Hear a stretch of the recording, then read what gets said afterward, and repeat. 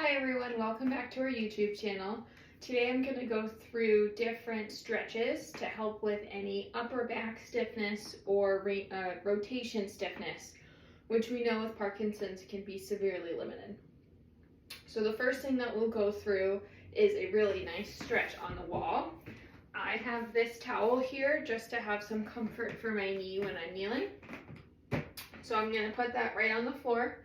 My leg that is farther away from the wall is going to be up, and my other leg close to the wall is going to be down on the ground.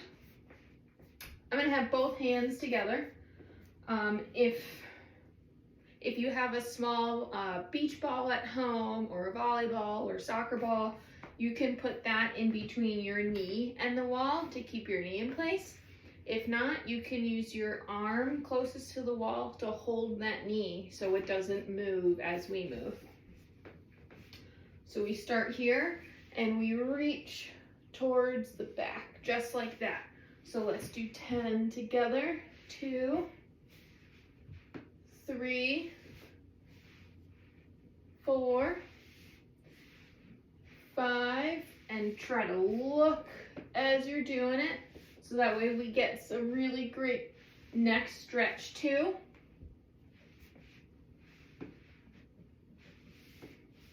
Perfect. And we'll go into the other side. So again, the far leg is going to be up, close leg is going to be down. I'm going to use my close arm to grab my knee or use a beach ball or a basketball.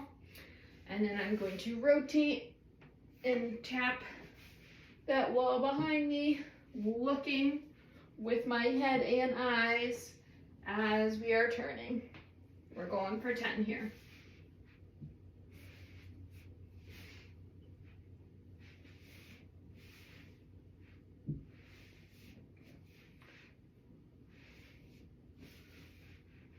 Great. Another one that we can do in this position is we're actually going to switch our leg position.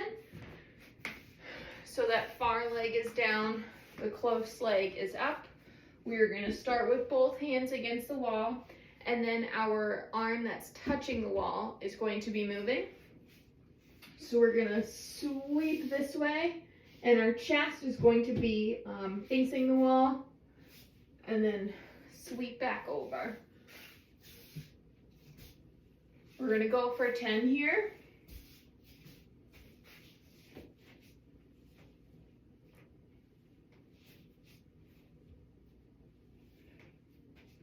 Nine and 10.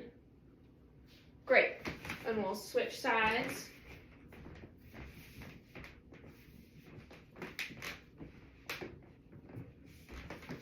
So again, for this one, the leg that's closest to the wall is going to be touching the wall. The leg that's farthest from the wall is going to be kneeling. Arms together, and then we are rotating towards the wall and back over. Towards the wall, back over.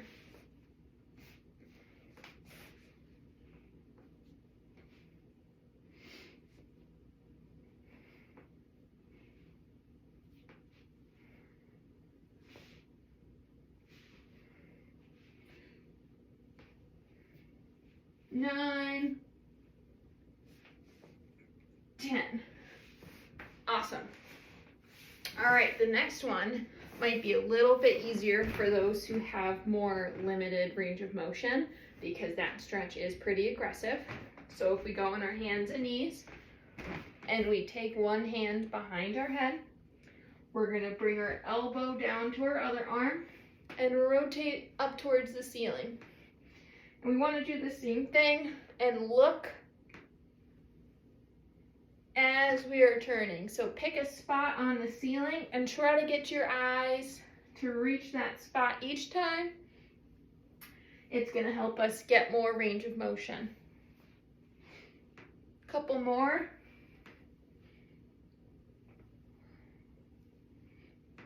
Great. And we'll do that on both sides.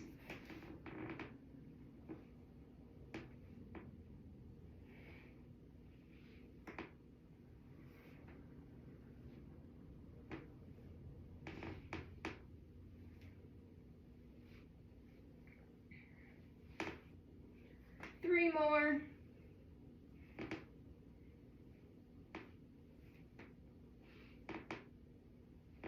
Awesome. Okay, the next one can be a little bit tough to kind of coordinate. So we'll be in our hands and knees. And if you take a look at my elbows, they're staying straight the whole time, but my trunk is going to move. So I'm gonna allow my chest to sink down towards the ground as close as I can without bending those elbows. And then I'm going to push up nice and high, trying to round the upper back as much as I can. Now this is different from a cat-cow, where we really have a lot more motion through our low back and our head moves with that cat-cow. I want those hips, that pelvis to really not move a ton, and I want the majority of the motion to come from the upper back. So we're letting the chest sink down, we're pushing away, letting the chest sink down, pushing, letting the chest sink down, push, letting the chest sink down, push, letting the chest sink down, push, letting the chest sink down, and push. And that should feel like a really nice stretch when that chest is going close to the floor. And we should feel some working in our shoulders as we're pushing that ground away. So we're pushing away, sinking. And we have one more stretch. That's my personal favorite. If you have a chair, or you can use your couch, something that's not too high, but not too low, you're gonna be kneeling in front of it, and you'll have your elbows right on that surface and your hands together, and you're gonna let your chest sink down towards the ground, and then you're gonna pop back up. Sink down, pop up. Those hands should be pointed towards the ceiling as much as possible, and you should really feel that stretch right at the top of your back. We're sinking, we're popping up. Sinking, popping up. Sinking, popping back up. Couple more. Popping up. Last one, and popping up.